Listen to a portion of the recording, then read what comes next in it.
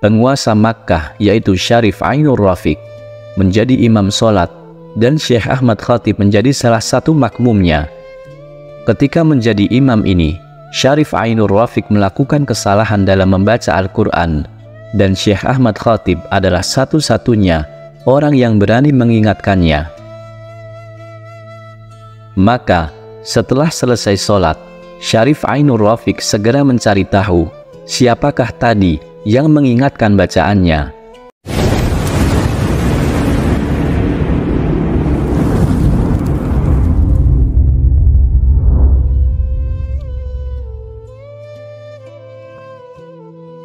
Assalamualaikum warahmatullahi wabarakatuh. Sahabat Kalam Karamah yang dirahmati Allah. Pada video kali ini, kita akan membahas sosok biografi ulama internasional. Beliau merupakan ulama asal Indonesia yang diberi kesempatan oleh Allah Subhanahu wa Ta'ala untuk mengajar di Masjidil Haram. Dan beliau adalah salah satu daripada sosok ulama internasional dan sekaligus guru daripada pendiri Jam'iyah Nahdlatul Ulama dan Jam'iyah Muhammadiyah. Beliau adalah Syekh Ahmad Khatib Al-Minangkabawi. Selain Aceh, Minangkabau adalah wilayah di Sumatera yang banyak melahirkan ulama. Banyak ulama besar berasal dari Minangkabau. Di antara mereka adalah Syekh Ahmad Khatib Al-Minangkabawi. Beliau adalah salah satu ulama besar asal Indonesia yang mendapat kehormatan mengajar di Masjidil Haram.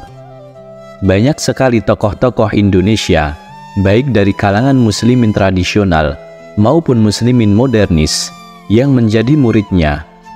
Misalnya saja Hadratus Syekh Hashim Asy'ari, pendiri Jam'iyah Nahdlatul Ulama, dan Kiai Haji Ahmad Dahlan, pendiri Jam'iyah Muhammadiyah. Syekh Ahmad Khatib adalah anak pasangan dari Abdul Latif dan Limbak Urai binti Tuan Kunan Rancak. Ada perbedaan pendapat mengenai tahun kelahiran Syekh Ahmad Khatib. Ada yang mengatakan tokoh ini lahir pada tahun 1852 Masehi atau 1855 Masehi, dan ada juga yang mengatakan lahir pada 1860 Masehi. Perbedaan pendapat ini adalah sesuatu yang wajar karena para peneliti hanya memperkirakan kapan kira-kira tokoh besar ini lahir, dan saat itu belum dikenal catatan kelahiran atau yang sekarang dikenal sebagai akta kelahiran. Masyarakat juga masih banyak yang buta huruf. Bahkan, orang yang lahir pada abad ke-20 masih banyak yang tidak tahu kapan tahun, bulan, dan tanggal kelahirannya. Abdul Latif maupun Limbak Urai adalah keturunan bangsawan ulama di Tanah Minang. Abdul Latif adalah saudara Sultan Muhammad Salim, dan Sultan Muhammad Salim adalah ayah Kiai Haji Agus Salim yang wafat pada tahun 1954 Masehi. Jadi Syekh Ahmad Khatib masih saudara sepupu dengan Kiai Haji Agus Salim. Silsilah mereka jika ditelusuri terus ke atas akan sampai kepada Abdurrahman bin Tuanku Syekh Imam Abdullah bin Abdul Aziz, yaitu seorang ulama Minangkabau pada masa Perang Paderi.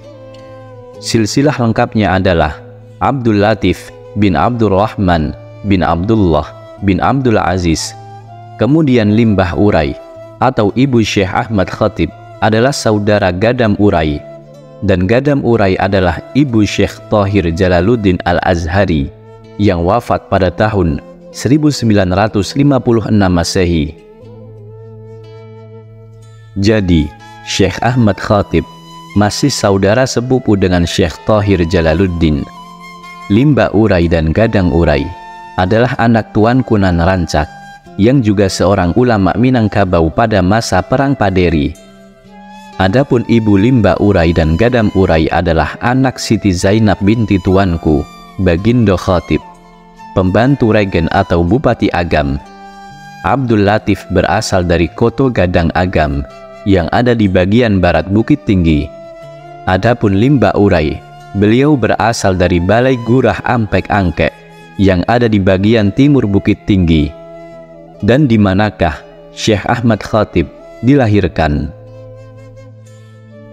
Ada yang mengatakan ulama besar ini lahir di Koto Gadang, dan ada pula yang mengatakan di Balai Gurah. Kemungkinan besar Syekh Ahmad Khatib Minangkabau dilahirkan di Balai Gurah, karena masyarakat Minangkabau menerapkan sistem matrilineal, mengutamakan garis keturunan perempuan. Syekh Ahmad Khatib belajar kepada orang-orang di sekitarnya, keluarga, dan para ulama di kampungnya. Beliau hidup di lingkungan yang agamis, sehingga tidaklah sulit baginya untuk mendapatkan pendidikan agama dari orang-orang sekelilingnya. Beliau Syekh Ahmad Khatib juga masuk sekolah rakyat, sekolah formal tingkat SD untuk ukuran saat ini. Di samping belajar di pendidikan formal yang dikelola Belanda itu, Syekh Ahmad Khatib kecil juga mempelajari dasar-dasar ilmu agama dari Syekh Abdul Latif, sang ayah. Dari sang ayah pula, Syekh Ahmad Khatib kecil menghafal Al-Quran dan berhasil menghafalkan beberapa juz. Kemudian, sang ayah mengajak Syekh Ahmad Khatib kecil menunaikan ibadah haji pada tahun 1871 Masehi. Kesempatan ini tidak disia-siakan untuk belajar. Syekh Ahmad Khatib tidak ikut pulang ke tanah air, namun justru tinggal di tanah suci untuk memperdalam ilmu agama. Ini adalah pilihan hidup yang menentukan masa depan Syekh Ahmad Khatib selanjutnya. Kelak kedua adik Syekh Ahmad Khatib, yaitu Hasfah dan Safiyah, juga mengikuti jejaknya untuk tinggal di Makkah hingga wafat. Syekh Ahmad Khatib kurang lebih selama 9 tahun belajar ilmu keislaman kepada sejumlah ulama di Tanah Suci. Dan tercatat, ulama-ulama yang pernah menjadi gurunya adalah Syekh Bakr Syatta, Syekh Zaini Dahlan, Syekh Muhammad Saleh Al-Kurdi, dan lain-lain sebagainya.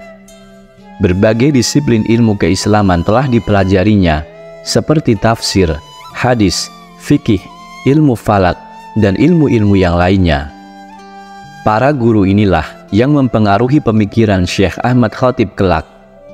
Pendapat lain mengatakan bahwa Syekh Sulaiman Al-Kurdi adalah seorang pedagang buku yang memiliki buku sangat banyak. Martin van Prinsen, seorang peneliti asal Belanda, berpendapat bahwa Syekh Ahmad Khatib pernah belajar kepada Syekh Nawawi Al-Bantani. Untuk video lengkap perjalanan hidup Syekh Nawawi Al-Bantani, bisa klik link video di atas. Kita lanjut. Syekh Muhammad Saleh Al-Kurdi rupanya tertarik dengan kepribadian Syekh Ahmad Khatib, muridnya.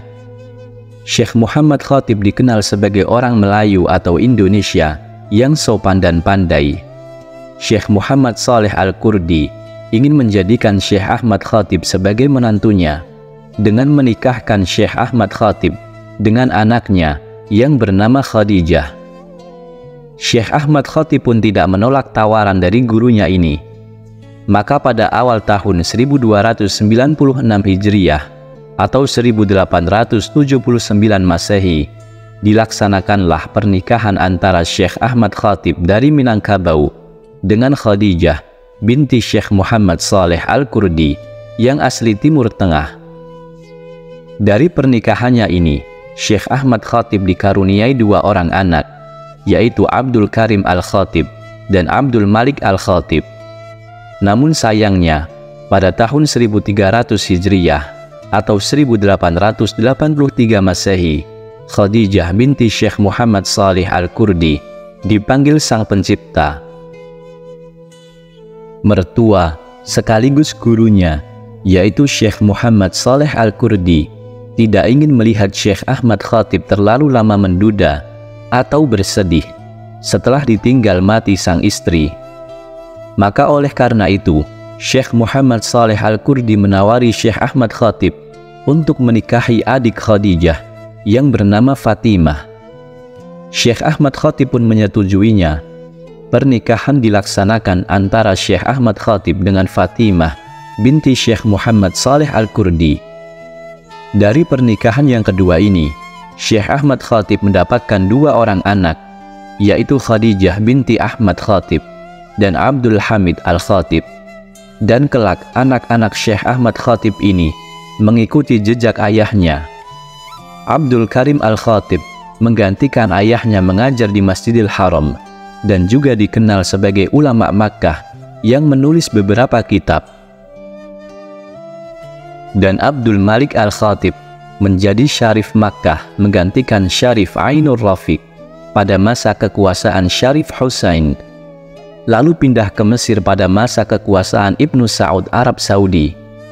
Berikutnya Abdul Hamid Al-Khatib menjadi orang penting dalam pemerintah Arab Saudi dan pernah diangkat menjadi duta besar.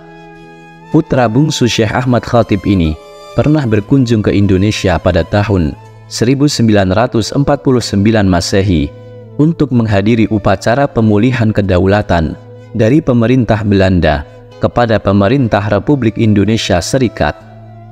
Beliau juga pernah mengisi acara Maulid Nabi di Jakarta pada tanggal 3 Januari tahun 1950. Kemudian putri Abdul Hamid Al-Khatib atau cucu dari Syekh Ahmad Khatib, yaitu Lutfiyah binti Abdul Hamid Al-Khatib, adalah seorang wartawan dan penulis wanita yang terkenal di Arab Saudi.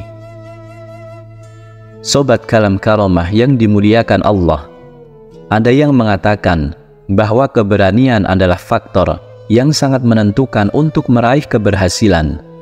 Begitu juga dengan Syekh Ahmad Khatib Al-Minangkabawi. Karena keberaniannya, ulama besar kelahiran Minangkabau ini akhirnya diangkat sebagai pengajar di Masjidil Haram. Konon suatu ketika, penguasa Makkah yaitu Syarif Ainur Rafiq menjadi imam sholat dan Syekh Ahmad Khatib menjadi salah satu makmumnya. Ketika menjadi imam ini, Syarif Ainur Rafiq melakukan kesalahan dalam membaca Al-Quran dan Syekh Ahmad Khatib adalah satu-satunya orang yang berani mengingatkannya. Maka setelah selesai sholat, Syarif Ainur Rafiq segera mencari tahu siapakah tadi yang mengingatkan bacaannya. Dia bukan tersinggung dengan teguran untuk mengingatkan tersebut, namun dia ingin tahu siapakah orang yang pandai dan berani tersebut. Dia akhirnya tahu bahwa yang mengingatkannya adalah Syekh Ahmad Khatib Al-Minangkabawi. Dan karena terpesona dengan kepandaian dan keberanian ulama asal Minangkabau ini, penguasa Makkah ini mengangkat Syekh Ahmad Khatib sebagai salah satu pengajar di Masjidil Haram. Sebuah kehormatan yang tidak sembarang orang mendapatkannya. Dan kelak, Abdul Malik Al-Khatib, salah seorang putra Syekh Ahmad Khatib, menggantikan Syarif Ainur Rafiq sebagai penguasa Makkah pada masa kekuasaan Syarif Husain. Syekh Muhammad Saleh Al-Kurdi, mertua dari Syekh Ahmad Khatib, berharap menantunya ini tetap tinggal di Makkah, tidak pulang ke Indonesia. Maka dengan jabatan menantunya sebagai pengajar di Masjidil Haram, Syekh Muhammad Saleh Al-Kurdi sangatlah bersyukur. Begitu juga dengan guru-guru Syekh Ahmad Khatib, mereka berharap untuk tetap tinggal di Tanah Suci untuk membantu mengajar umat Islam yang ingin memperdalam Islam di sana. Meskipun tidak pulang ke tanah air, Syekh Ahmad Khatib tetap memiliki peran dan kontribusi terhadap perkembangan Islam di tanah kelahirannya. Beliau memiliki banyak murid yang kelak menjadi tokoh-tokoh penting di negeri ini. Sebagaimana muridnya yang telah disebutkan tadi, beliau adalah Hadratus Syekh Hashim Asy'ari dan Kiai Haji Ahmad Dahlan. Orang-orang Melayu atau orang Indonesia yang melaksanakan ibadah haji biasanya menyempatkan diri untuk singgah di kediaman tokoh ini atau bertanya dan meminta nasihat kepadanya. Syekh Ahmad Khatib Al-Minangkabau juga mendukung usaha para pemuda Indonesia untuk lolos dari cengkraman kolonial Belanda, misalnya dengan memberi dukungan penuh terhadap lahirnya organisasi Syarikat Islam. Dukungan moral dari tokoh ini berpengaruh besar bagi umat Islam Indonesia. Mereka telah direstui untuk mendirikan organisasi oleh orang yang sangat mereka hormati di Tanah Suci. Karena begitu besarnya pengaruh Syekh Ahmad Khatib Al-Minangkabau, beliau sempat menjadi sorotan seorang orientalis asal Belanda ketika melakukan penyelidikan terhadap orang-orang Indonesia atau Hindia Belanda di Tanah Suci. Untuk memuluskan rencananya masuk ke Tanah Suci yang hanya boleh untuk orang-orang Muslim, orientalis itu mengaku telah masuk Islam dengan berganti nama menjadi Abdul Ghaffar. Orientalis itu memang menguasai bahasa Arab dengan baik, sehingga penyamarannya tidak mencurigakan. Sobat Kalam Karomah yang dimuliakan Allah, mari kita simak kisah teladan dari Syekh Ahmad Khatib Al-Minangkabawi. Kesuksesan Syekh Ahmad Khatib Al-Minangkabawi dalam mendidik anak-anaknya sehingga menjadi tokoh-tokoh berhasil bukanlah omong kosong belaka. Keberhasilan itu berawal dari sistem pendidikan yang mengacu kepada nilai-nilai ajaran Islam yang mulia, terutama masalah akidah. Mari sejenak kita dengar langsung penuturan Syekh Abdul Hamid Al-Khatib, putra daripada Syekh Ahmad Khatib Al-Minangkabawi, tentang bagaimana Syekh Ahmad Khatib menanamkan akidah pada anak-anaknya. Ketika kecil dulu, jika aku meminta sesuatu dari ayahku, ia akan berkata, "Mintalah kepada Allah, pasti Dia akan memberimu apa yang kamu minta." Aku pun balik bertanya, "Memangnya Allah di mana, wahai ayah?" "Dia dapat melihatmu, sedangkan kamu tidak dapat melihatnya," jawab ayahku. Tidak selang berapa lama, ayahku pun mendatangiku dengan membawa apa yang ku minta seraya berkata, "Ini, Allah telah mengirim kepadamu apa yang tadi kamu minta." Dulu juga, ketika aku meminta sesuatu kepada Allah dan tidak aku dapatkan, maka aku pun segera mengadu kepada ayahku, "Sesungguhnya, aku telah meminta ini dan itu kepada Allah, tapi ke Allah tidak memberiku, wahai ayah." Ayahku pun segera menjawab, "Ini tidak mungkin terjadi, kecuali jika kamu sendiri yang bikin Allah murka. Ya, mungkin kamu sudah berlaku sembrono dalam ibadahmu, atau kamu terlambat sholat, atau mungkin kamu sudah menggunjing seseorang. Maka bertaubatlah dan minta ampunlah kepada Allah. Pasti Dia akan memberikan semua permintaanmu." Aku pun segera melakukan wasiat ayahku, maka semua keinginanku pun dapat terwujud. Bagaimana pendidikan akidah yang diberikan Syekh Ahmad Khatib Al-Minangkabawi kepada anak-anaknya ini? Pendidikan mana lagi yang lebih mulia dari penanaman akidah yang kuat pada diri seorang anak?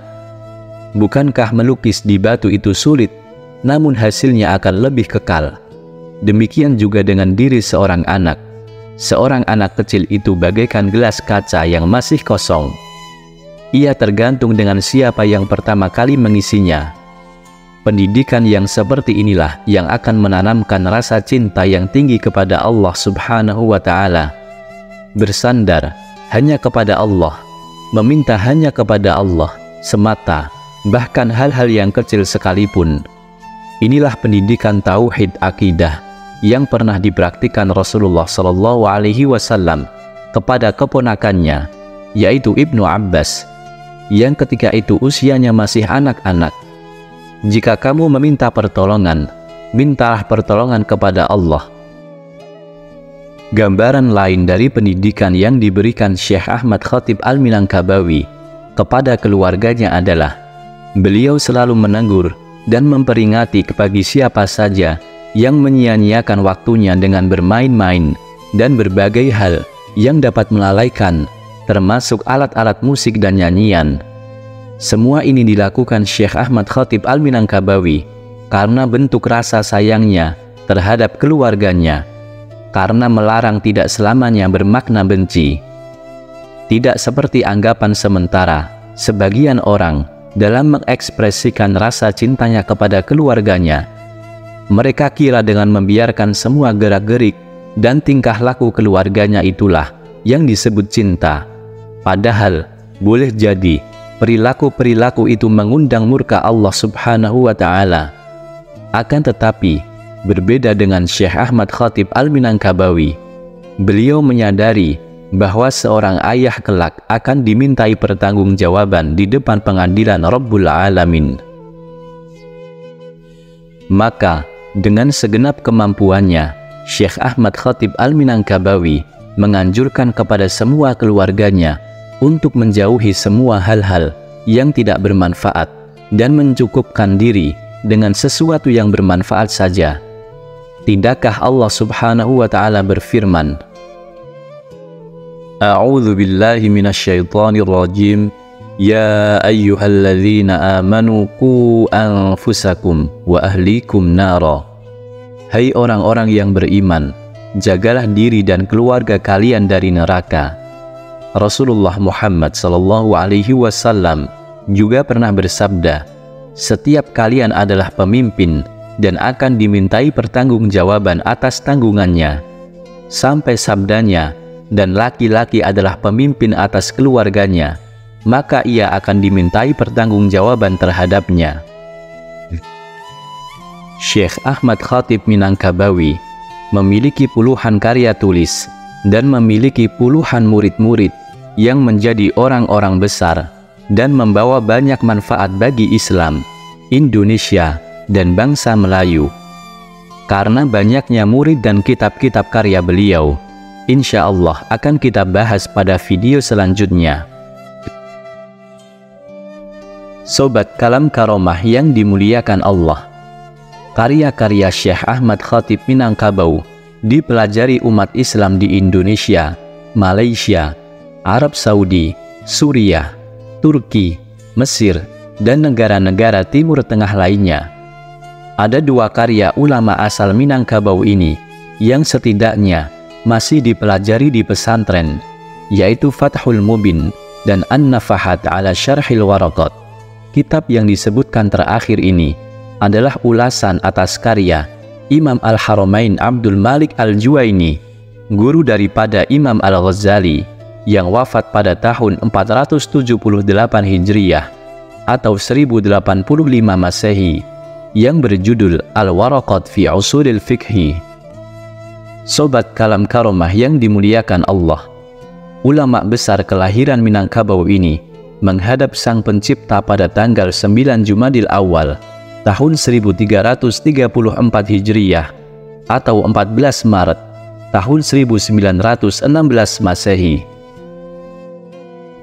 Jenazah beliau dikebumikan di Makkah Al-Mukarramah. Sobat Kalam Karomah yang dimuliakan Allah, demikianlah biografi Syekh Ahmad Khatib Al-Minangkabau. Semoga dengan membahas biografi-biografi para alim, para ulama, memberikan dampak manfaat bagi kita semua, dan khususnya bagi generasi-generasi Islam selanjutnya. Mari kita kirimkan doa dan Al-Fatihah untuk beliau Al-Allamah Syekh Ahmad Khatib Al-Minangkabawi. Semoga ini bisa bermanfaat. Kebenaran hanya milik Allah Subhanahu wa Ta'ala. Wallahu a'lam bishawab. Wassalamualaikum warahmatullahi wabarakatuh.